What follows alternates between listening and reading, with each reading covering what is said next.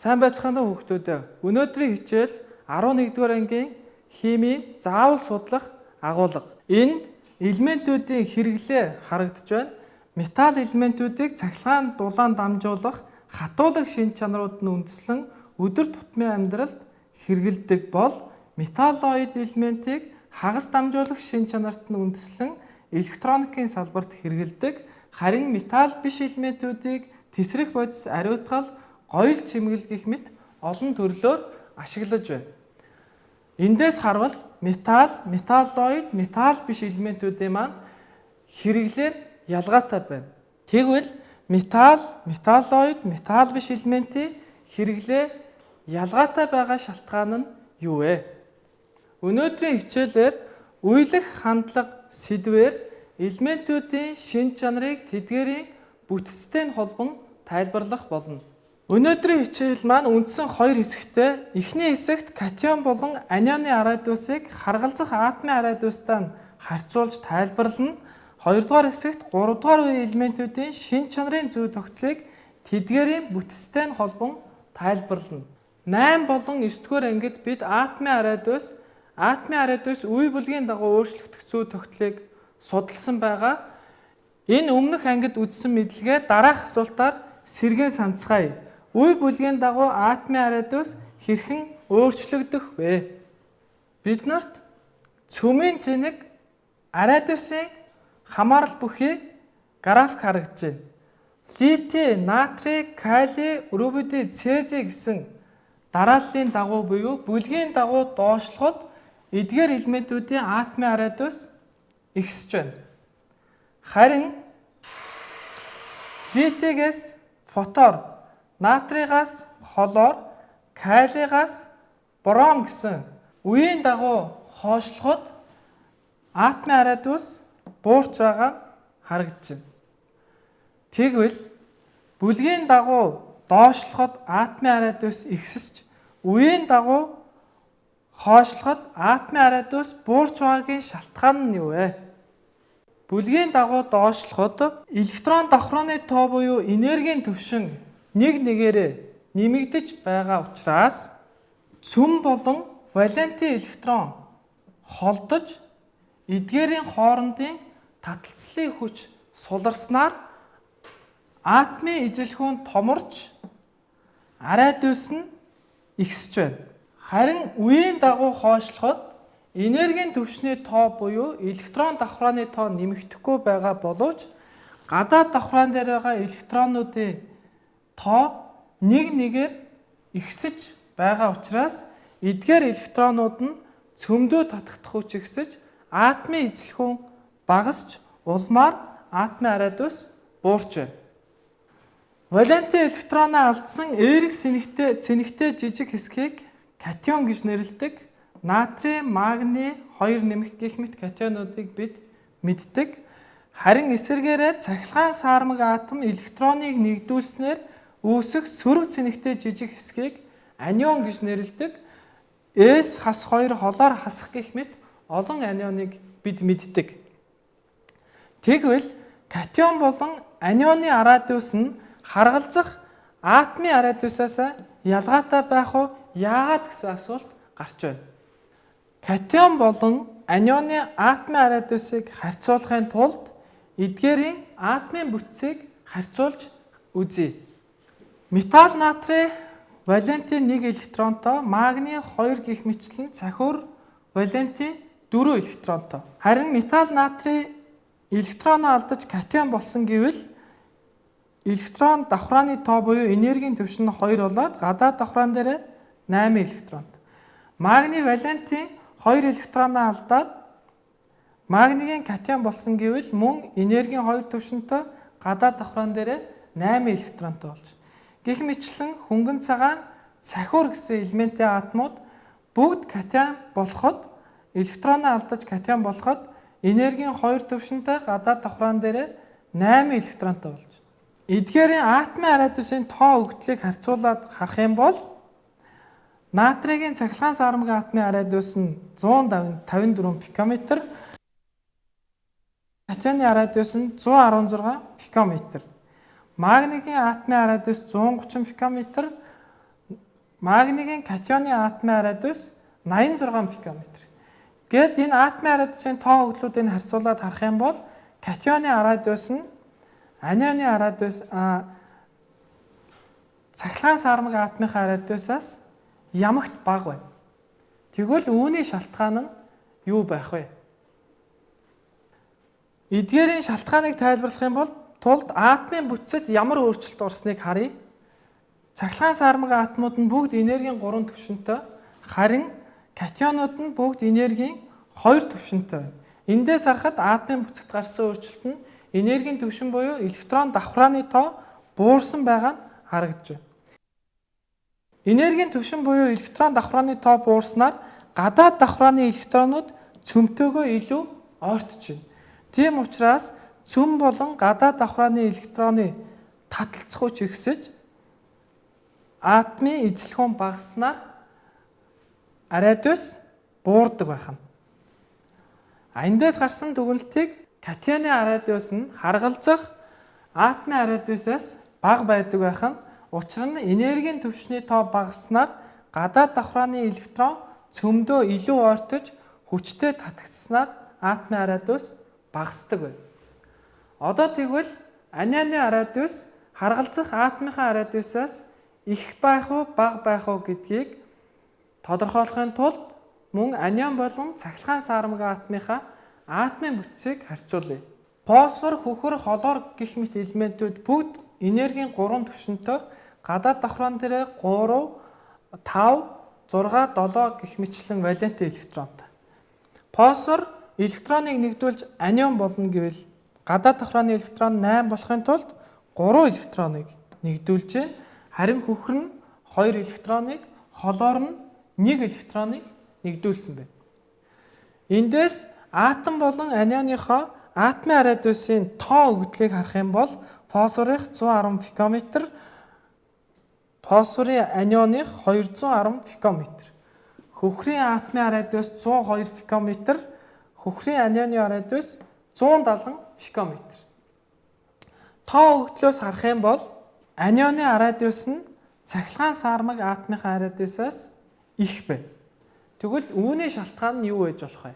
Үүний шалтгааныг тайлбарлахын тулд атомын бүтцэд гарсан өөрчлөлтөө мөн авч үзье. Энергийн түвшний тоо болоод фотоны тоонд ямар нэгэн өөрчлөлт гараагүй, харин зөвхөн гадаад давхраан дээр байгаа электроны тоо нэмэгдсэн. Тийм учраас гадаад давхраан дээр сөрөг цэнэгтэй электронууд ирж суусан учраас энд электрон хоорондын түлхэлцлийн хүч үйлчлэнэ гэсэн.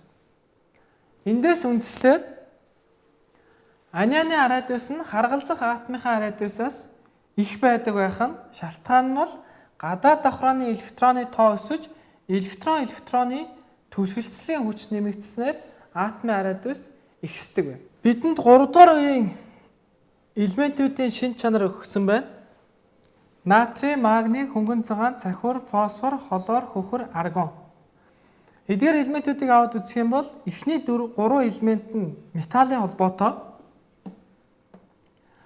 Дараагийн цахиураас холоор хүртэл ковалентийн холбоотой. Арганы хувьд гадаад давхраандаа 8 электронтой байгаа учраас химийн холбоо үүсэх боломжгүй атомын бүтцтэй оршиж байна.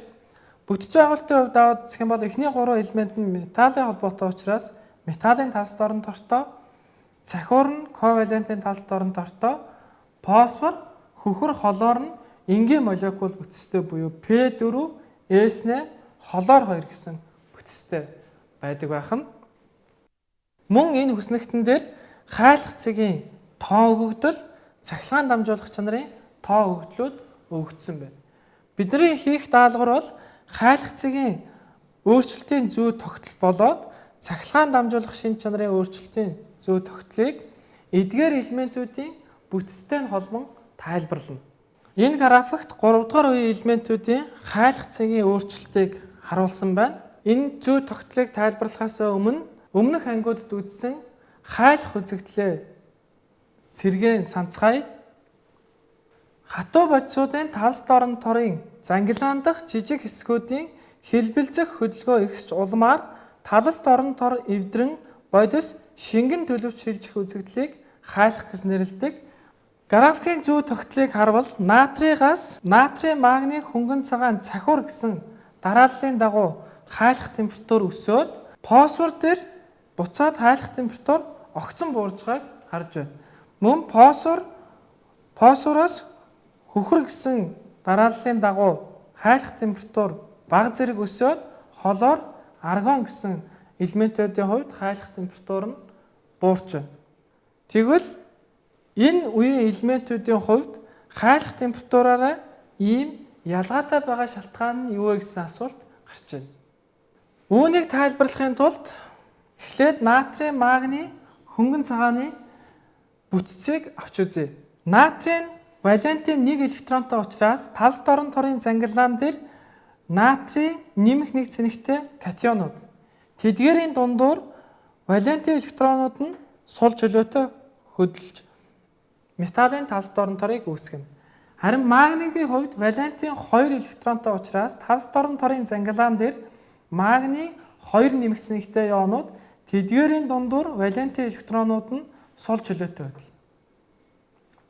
Хөнгөн цагааны хувьд валентийн 3 электронтой учраас металлын талс дорн торын зангиллаан дээр хөнгөн цагааны 3 нэмэх катионууд тэдгээрийн дундуур валентийн электронууд нь сул чөлөөтэй хөдөлнө. Өмнөх зүү тогтлоос харах юм бол натрийн, магний хөнгөн цагаан гэсэн дарааллын дагуу хайлах температур нь өсөж байсан. Үүнийг бүтцтэй нь холбоод аваад үзэх юм бол натрийн, магний хөнгөн цагаан гэсэн дарааллын дагуу талс дорн торын зангиллаан дээр байгаа металлын катионы цэник нэмэгдэж байна.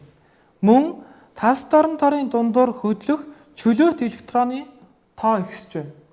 Үүний үр дүнд металлын холбооны хүч ихсэн улмаа талс дорн тормон илүү батвах болсон байдаг учраас натрий, магний хөнгөн цагаан гэсэн дарааллын дагуу хайлах температур өсдөг байх нэ. Цахиурын хайлах температур натрий, магний хөнгөн цагаантай харьцуулах юм бол харьцангуй өндөр буюу 1683 кельвин байна. Үүний шалтгааныг цахиурын бүтцтэй холбон тайлбарлая. Цахиур нь валентийн 4 электронтой тэр 4 электроноороо бусад цахиурын атомуудтай ковалент холбоог бүх чиглэлд үүсгэдэг. Ийхүү нэг цахиурын атом нь 4 ковалент холбоо үүсгэснээр ковалент талс дорн тор бүхий маш том молекулыг үүсгэдэг. Ийм учраас цахиурын хайлах зэг нь натрий, магний хөнгөн цагаантай харьцуулахад өндөр байдаг байна. Дараагийн зүү тогтлоо тайлбарлахаас өмнө молекул хоорондын хүч болон химийн холбооны харьцангуй хүчийг авч үзье. Жишээлбэл натрийн холоор дахь ионы холбооны харьцангуй хүч нь 760 кJ, усны молекул дахь OH ковалент холбооны хүч нь 464 гэх мэтлэн Ван дер Вальсийн хүч нь 1-ээс 20 кJ. Ингээ харах юм бол хамгийн сул хүч бол Ван дер Вальсийн хүч байна. Хамгийн сул хүч Ван дер Вальсийн хүч. Фосфор, хөхөр, холоор аргон гэсэн элементүүдийн хувьд хайлах температур огцон буурсан шалтгааныг тайлбарлая. Өмнө үздсэн фосфор нь P4 гэсэн энгийн молекул бүтцтэй, хөхөр нь S8 гэсэн энгийн молекул бүтцтэй, холоор нь холоор 2 гэсэн энгийн молекул бүтцтэй.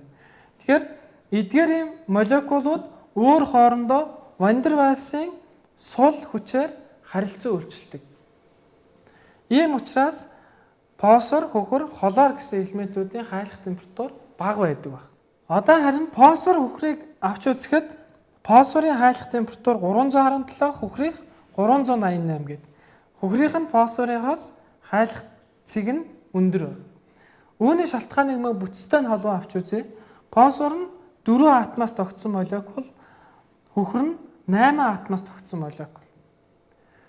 Нэгдүгээр энд ямар өөрчлөлт байна вэ гэхээр хөхрийн хувьд энэ молекулд агуулгадж байгаа нийт электроны тоо олон байна.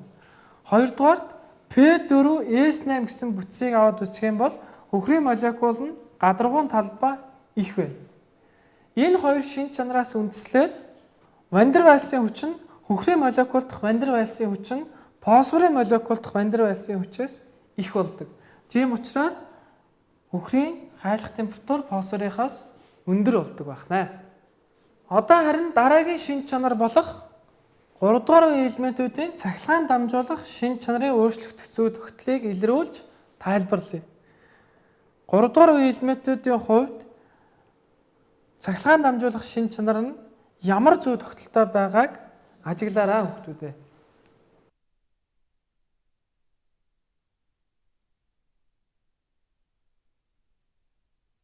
3 дугаар үеийн элементүүдийн хувьд натрий, магний, хөнгөн цагаан гэсэн дарааллын дагуу цахилгаан дамжуулах шин чанар өсөөд цахиур, фосфор, хөхөр гэсэн элементүүдийн хувьд цахилгаан дамжуулах шин чанар нь огцон буурч маш бага буюу бараг тэгрөөд өгч байна. Одоо тэгвэл натрий, магний, хөнгөн цагаан гэсэн элементүүдийн цахилгаан дамжуулах шин чанар өндөр байхад эсвэргээрээ цахиур, фосфор, хөхрийн цахилгаан дамжуулах шин чанар бага байгаагийн шалтгааныг тайлбарлая. Энэ зүй тогтолцоог тайлбарлахын тулд эдгээр 3 металлынхаа бүтцийг авч үзье. Энд бүтцэд ялгаатай байгаа зүйлүүд нь түрүүний ярьсан талс дорн тоорын зангилаан дээр байгаа нэмэх цэнэгтэй катионы цэнэг тэдгээрийн дундуур хөдөлж байгаа валентийн сул чөлөөтэй электронуудаараа л ялгаатай байгаа. Эндээс харах юм бол натрий, магний, хөнгөн цагаан гэсэн дарааллын дагуу эдгээр металлуудын талс дорн тоорын дундуур орших сул чөлөөтэй электронуудын тоо ихсэж байгаас цахилгаан дамжуулах чанар нь ихсдэг байх нь. Өөрөөр хэлбэл цахилгаан дамжуулах чанар нь металлын талс дорн тоорын загилаан дунд байгаа чөлөөт электроны тоотой шууд хамааралтай байдаг байна. За тэгвэл цахилгаан дамжуулах шин чанар нь цахиур, фосфор, хөхрийн хувьд яагаад огцон буурдаг вэ? Фосфор, хөхөр, холоор гэсэн элементүүдийн молекул нь сул чөлөөтэй электрон байхгүй учраас цахилгаан дамжуулах чанар нь маш бага байдаг байна. Хичээлийн эхэнд бид нар металл, металлоид, металл биш элементүүдийн хэрэглээг харьцуулж үзсэн. Металлоид элементүүд нь хагас дамжуулагч шин чанартай байдаг гэсэн ийм хагас дамжуулагч шин чанартай байдаг учраас электроникийн салбарт хэрэглэдэг. Металлоид гэдэг нь 3 дугаар үеийн элементүүд дотроос цахиур металлоид элемент. Тийм учраас цахиур яагаад хагас дамжуулагч болдгоо гэсэн асуулт гарч ирж байна. Мөн хагас дамжуулагч гэж юу вэ? Температураас хамааран цахилгаан дамжуулалт нь өөрчлөгддөг элементийг хагас дамжуулагч гэж нэрлэдэг. Үүний нэг жишээ нь цахиур байх нь. Цахиурын хувьд цахилгаан дамжуулахын тулд сул чөлөөтэй электронууд хэрэгтэй. Энэ электронууд хэрхэн үүсдэг талаар одоо үзье. Цахиурыг халаахад ковалент холбоо үүсгэсэн электронууд нь хөдөлгөөнд орж эхэлдэг. Улмаар тодорхой хугацааны дараа ковалент холбоонд оролцсон электронууд нь нүхнээсээ сугаран гардаг. Сугаран гарсан электронууд нь нүхэндээ буцаж байрших мөн шинээр электронууд нүхнээсээ сугаран гарах гэсэн энэ хоёр процесс нэгэн зэрэг явагдаж эхэлдэг. Үүний үр дүнд чөлөөт электронууд үүснээр цахиур маань цахилгаан дамжуулдаг байна.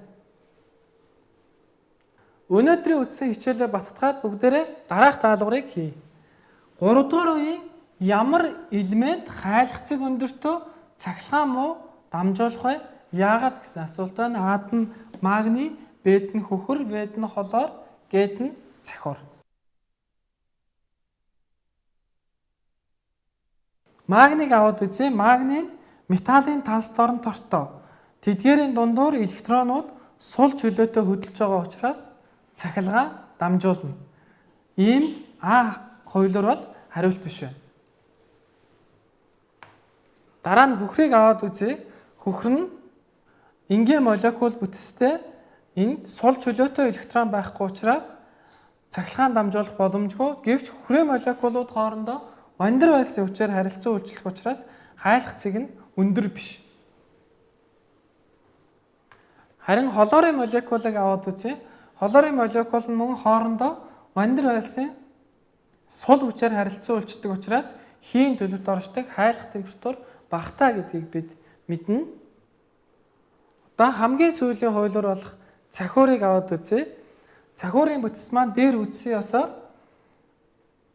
ковалент холбоогоор өөр хоорондоо холбогдож ковалентийн талс доорноор үүсгдэг учраас хамгийн өндөр температурт хайлтгийг бид нэр өмнө үзсэн.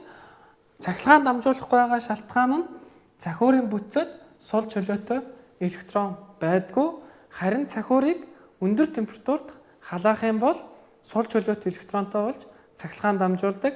Энэ шин чанарын ийм шин чанартай элементийг хагас дамжуулагч гэж нэрлэдэг талаар мөн бид өмнө үзсэн. Ингээд өнөөдрийн үзсэн хичээлээ дүгнээд үзье. Нэгдүгээрт катионы радиус нь харгалзах атомын радиусаас бага байна. Учир нь энергийн түвшний тоо багасч гадаад давхрааны электрон цөмдөө ортдог. Хоёрд нь анианы радиус нь харгалзах атомын радиусаас их. Учир нь электроны түлхэлцэл. Гуравд нь металлын цэник болон валентийн электроны тоо нэмэгдснээр металлын холбооны хүч ихсэж талс доорноор илүү бат тохиолдог. Ингэснээр хайлах температур нэмэгддэг. Дөрөвд нь металлын валентийн электроны тоо нэмэгдснээр цахилгаан дамжуулах шин чанар ихсдэг. Энийг бид натрий, магний, хөнгөн цагаан гэсэн элементийн жишээн дээр авч үзсэн. Дараа нь ковалентийн талс доорнортой нэгдлүүдийн хайлах температур илүү өндөр байдаг. Үүнийг бид цахиурын жишээн дээр авч үзсэн.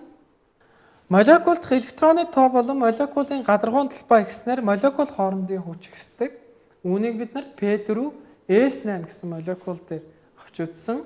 Хамгийн сүүлд нь температураас хамааран цахилгаан дамжуулалт нь өөрчлөгдөг элементийг хагас дамжуулагч гэж нэрлэдэг. Үүнийг бид цахиурын жишээн дээр авч үзсэн. Ингээд идэвхтэй оролцсон хүүхдүүдэд баярлалаа.